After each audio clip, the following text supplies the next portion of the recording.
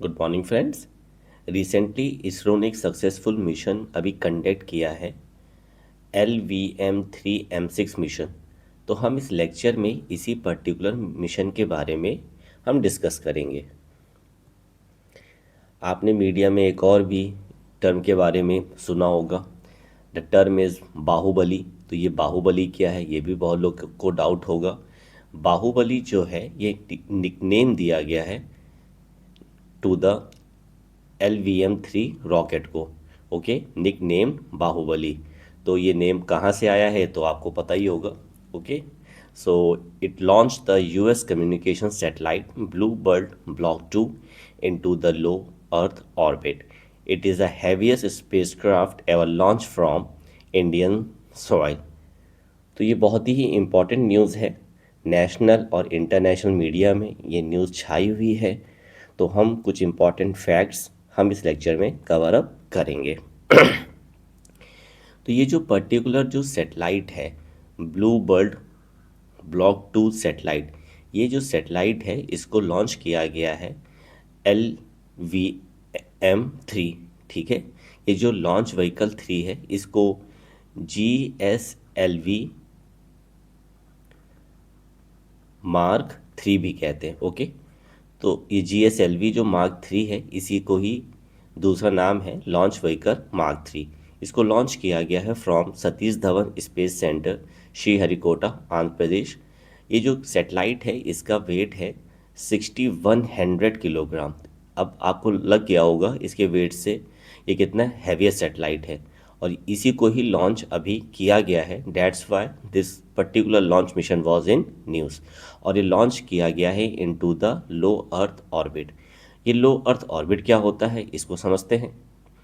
Earth surface से अगर हम एल्टीट्यूड को मेजर करते हैं, यानी कि स्पेस की तरफ जाते हैं, तो up to the 2000 kilometre. Okay, यानी 600 किलोमीटर से लेकर 2000 किलोमीटर तक ये जो रेंज है, यहाँ पर जो भी सेटेलाइट लॉन्च करे जाते हैं इन्हीं को ही कहा जाता है लो earth orbit.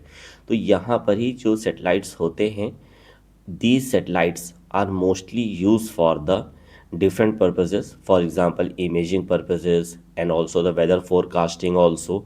And now the recently the satellite which is launched, it is for the communication purpose. Okay, तो ये जो पर्टिकुलर जो सैटेलाइट है वो US स्पेस बेस्ड की कंपनी है, date is the AST space mobile.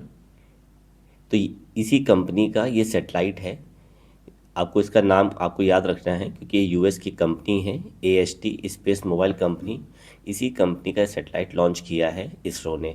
और यहाँ पर एक ऑर्गेनाइजेशन है NSIL, new space India limited. ये भी बहुत न्यूज़ में है, हम इसके बारे में भी जानेंगे कि ये ऑर्गेनाइजेशन क्या वर्क करती है और क्या उसके इम्पॉर्टेंट फंक्शंस हैं।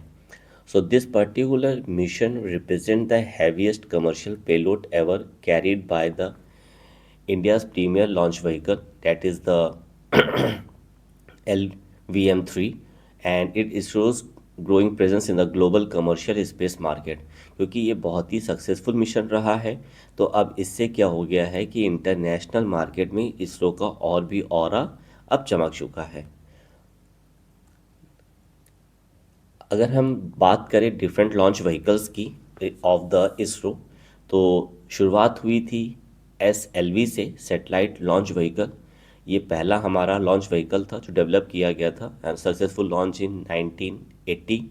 हालांकि अब ये रिटायर हो चुका है। उसके बाद जो लॉन्च व्हीकल है that is ASLV, augmented satellite launch vehicle. ये यूज होता था 1987 से 1994 के बीच में। अब जो लॉन्च व्हीकल जो मोस्टली यूज़ होते हैं that is the PSLV, polar satellite launch vehicle. आपने इम्पॉर्टेंट कुछ मिशंस आपने सुने होंगे, जैसे चंद्रयान 1 हो गया, मंगलयान हो गया। तो ये जो मिशंस कंडक्ट किए गए थे it is by the PSLV।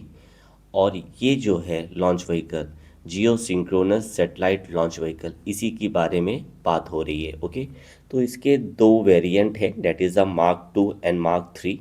So today we will discuss about the GSLV Mark 3 और इसी को ही LVM-3 कहा जाता है। ओके, तो ये जो LVM-3 है, ये जो 3 स्टेज लॉन्च व्हीकल है, it weight around the 640 ton and it is height of about 43.5 meters. It is the heaviest and the shorter launch vehicle among the other operational launch vehicles. और इसके जो 3 stage हैं, ये थोड़ा ध्यान रखना है, एग्जामिनेशन पॉइंट ऑफ व्यू के लिए पूछा भी जा सकता है। जो फर्स्ट स्टेज है, इसमें क्या होता है, 2S200 solid strap on boosters Motors लगा हुआ है और ये सॉलिड फ्यूल पे वर्क करता है। ये जो फर्स्ट स्टेज का जो स्ट्रैप ऑन बूस्टर मोटर है, ये मतलब कि रॉकेट को पावर देता है ताकि ये लिफ्ट कर सके और अर्थ की जो ग्रेविटी है इसको क्रॉस कर सके और अर्थ सरफेस को मतलब कि लेफ्ट कर सके। इसीलिए इसको कहा गया है power at lift off. Okay, मतलब लिफ्ट करने में ये पर्टिकुलर स्टेज में जो मोटर है ये हेल्प करता है और यहाँ पे सॉलिड फ्यूल का यूज़ किया जाता है। ओके, सेकेंड जो स्टेज है that is consist of the Vikas engine. यहाँ ट्विन विकास इंजन लगे हुए हैं और यहाँ पे लिक्विड फ्यूल का यूज़ किया जाता है। ये जो पर्टिकुलर स्टेज है, it is controlled acceleration stage और ये बहुत क्रूशल रोल प्ले करता है in shaping the satellite into the trajectory. Okay, तो एक पर्टिकुलर हाइट के बाद सेकेंड स्टेज एक्टिवेट हो जाता है और यहाँ पर जो विकास इंजन है which work on the liquid fuel, ये मतलब कि एक्टिवेट हो जाता है। उसके बाद जो फाइनल स्टेज आता है that is the third stage और ये स्टेज जो है it is powered by the cryogenic engine. यहाँ पे liquid hydrogen and liquid oxygen का मिक्सचर होता है और ये जो पर्टिकुलर जो फ्यूल है ये -253 डिग्री सेल्सियस पे लिक्विड हाइड्रोजन को स्टोर किया जाता है और -186 डिग्री सेल्सियस पे लिक्विड ऑक्सीजन को स्टोर किया जाता है। इसीलिए इसको क्रायोजेनिक इंजन कहा जाता है। ओके, क्रायोजेनिक का मतलब होता है that particular system which work at very low temperature. Okay, आप देख ही सकते हो that is a -186 and -253 degree Celsius. तो that's why this stage is the cryogenic stage and here the cryogenic engine work. It is India's largest and most advanced cryogenic engine which is working in this particular launch vehicle और यही सबसे ज़्यादा power मतलब कि launch vehicle को देता है ताकि इफ़िशेंसी बढ़ाई जा सके और राइट प्रिसीजन में सैटेलाइट को लॉन्च करा जा सके। तो these are the 3 stages of the launch vehicle. ये जो क्रायोजेनिक जो स्टेज है अभी presently it is the C25 stage, यानी कि यहाँ पर 28,000 kg प्रोपेलेंट को कैरी करा जाता है and produce 20 ton of the thrust. हालांकि इसरो की जो प्लानिंग है C32 स्टेज तक की है ताकि कैरी कर सके हम लोग 32,000 kg of the fuel and increase the thrust of the 22 ton, ताकि हैवियर पेलोड्स को और भी मतलब कि हाई एल्टीट्यूड पे लॉन्च करा जा सके, that is a Jio synchronous orbit तक लॉन्च किया जा सके। ओके, तो ये अभी प्लानिंग में है।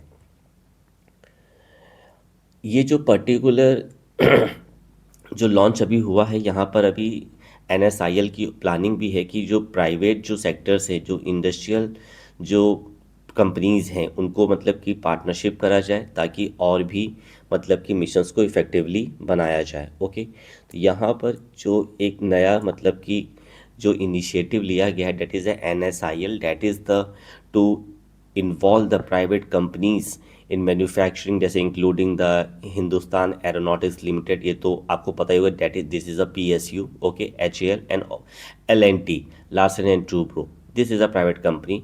तो इनके साथ मतलब कि स्ट्रेटजी है कि प्लानिंग करी जा रही है ताकि टेक्नोलॉजी को डेवलप किया जाए और जो व्हीकल्स हैं उनको मतलब कि कमर्शियली प्रोड्यूस करा जाए, ताकि जो जो अभी जो पर्टिकुलर जो कैपेसिटी है, production capacity that is a current 2 to 3 launch per year है, उसको फिर इन्हेंस करके 6 to 8 लॉन्चेस करे जाए और जो कॉस्ट है पर यूनिट मैन्युफैक्चरिंग कॉस्ट इसको रिड्यूस करा जाए ताकि इसरो का जो फोकस रहे वो टेक्नोलॉजी डेवलपमेंट करने पे रहे और जो प्राइवेट कंपनीज़ हैं ये प्रोडक्शन को हैंडल कर सके। इस तरीके से मतलब इसरो और प्राइवेट कंपनीज मिलकर जो एक नया एक सिस्टम इंडिया में क्रिएट करेंगे ये बहुत इम्पॉर्टेंट है।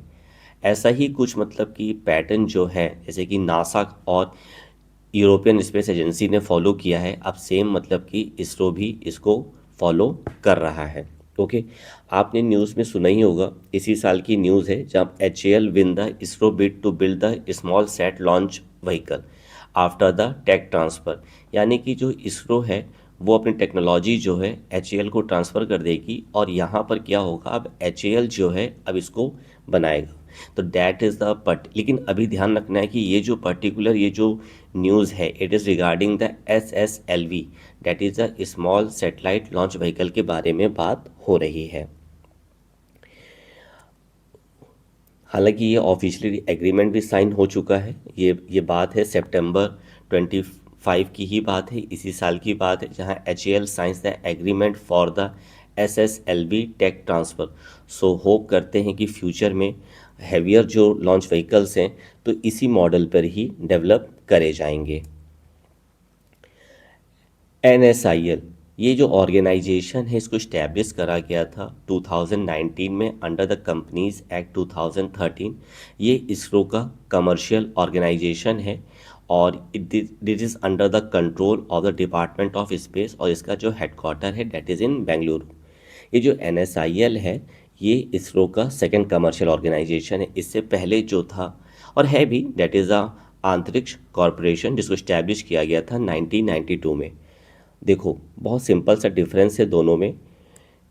ये जो अंतरिक्ष है, अंतरिक्ष का जो मेन काम होता है ये it is type of the marketing agency.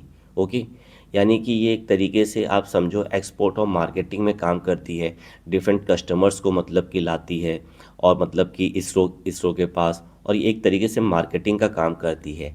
NSIL का जो मेन ऑब्जेक्टिव है to focus on the building the domestic industries and the commercialising the technologies. अब आपको समझ में आ गया होगा कि NSIL का क्या ऑब्जेक्टिव है और अंतरिक्ष का क्या है।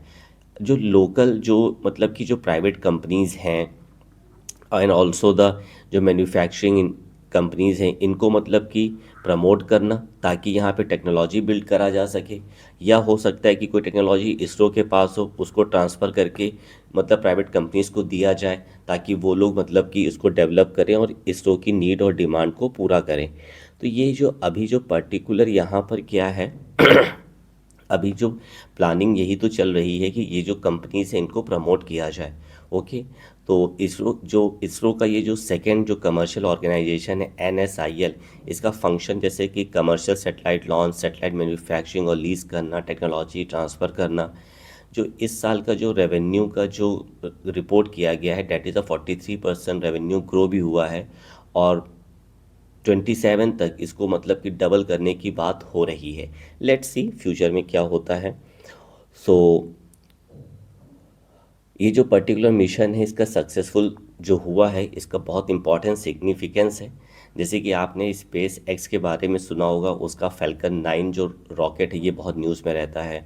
नासा मतलब कि इसको बहुत ही यूज़ करता है, जो इंटरनेशनल स्पेस स्टेशन है इसमें अगर सपोज लॉन्च करना होता है तो फैल्कन 9 का ही यूज़ किया जाता है। यूरोपियन स्पेस एजेंसी का एरियन 6 भी अवेलेबल है। तो अब इसरो ने ये जो मिशन सक्सेसफुल किया है इस रॉकेट से, तो अब यहाँ पर एक और वर्ल्ड के पास एक ऑप्शन है डिफरेंट स्पेस एजेंसीज़ के पास कि अब हम लो कॉस्ट मिशन भी मतलब कि कर सकते हैं। और आपने अक्सर न्यूज़ में सुना होगा कि इसरो के जो मिशंस हैं वो बहुत ही सस्ते होते हैं, लो कॉस्ट होते हैं, इसलिए मोस्ट ऑफ द कंपनीज जो हैं जो इंटरनेशनल चाहे प्राइवेट कंपनीज हो, even also the different space organisations also वो इसरो को ही प्रिफर करते हैं। जैसे कि ये जो USA की कंपनी ने उसको इसरो को ही प्रिफर किया कि आप हमारा सेटेलाइट लॉन्च करिए।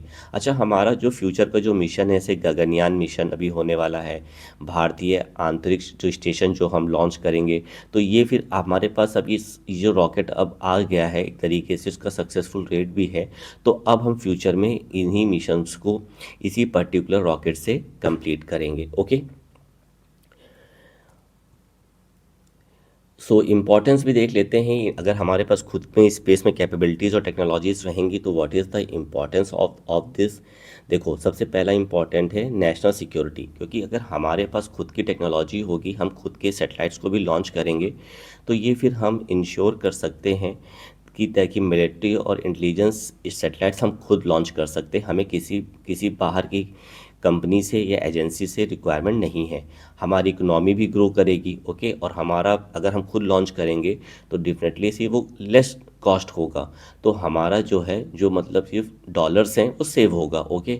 अच्छा, टेक्नोलॉजी अगर हमारे पास खुद आ जाएगी, हम खुद इसमें मास्टर हो जाएंगे, तो हम अपने नीड्स के अकॉर्डिंग ये सब अपना डिमांड पूरा करते चले जाएंगे। तो हमें किसी बाहर के कि किसी भी ऑर्गेनाइजेशन से डिपेंड नहीं रहना पड़ेगा। एंड ऑल्सो डिप्लोमेटिक एरिया में भी ये जो स्पेस का, जो इंडिया का जो एरिया है, इससे हम एक पॉजिटिव कार्ड की तरह इसको यूज़ कर सकते हैं, और डिफरेंट जो फ्रेंडली नेशंस है उसके साथ अपने टाई अप भी अच्छे कर सकते हैं।